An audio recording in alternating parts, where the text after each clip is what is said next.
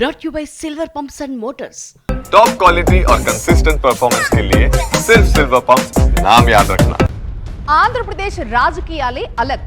ఎన్నికలేవైనా అక్కడ రచ్చ మాత్రం కామన్. ఆఖరికి ఉప సర్పంచ్ ఎన్నికకి కూడా అక్కడ పార్టీలు చేస్తున్న పాలిటిక్స్ నెక్స్ట్ లెవెల్కి వెళ్ళిపోయాయి. ఏపీలో లోకల్ బాడీ ఎలక్షన్స్ కూటమి వర్సెస్ వైసీపీగా మారిపోయింది. రాయలసీమలో ఎంపీపీ ఉప సర్పంచ్ ఎన్నికలు టెన్షన్ పుట్టిస్తున్నాయి. రెండు చోట్ల కూడా ఎంపీపీ ఎన్నికలు కోరం లేక వాయిదా పడ్డాయి.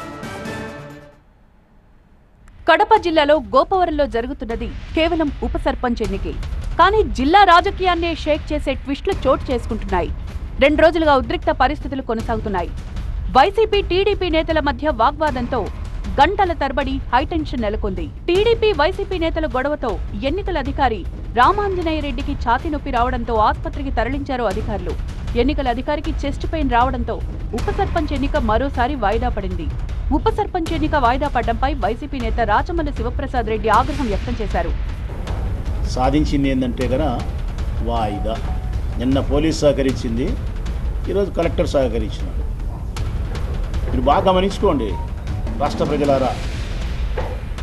ప్రతిపక్ష పార్టీకి అడుగు దూరంలో చట్టబద్ధంగా సంక్రమించాల్సిన పదవి అడుగు దూరంలో ఉన్నప్పుడు అధికారులకు అనుకోకుండా గుండెపోట్లు వస్తాయి.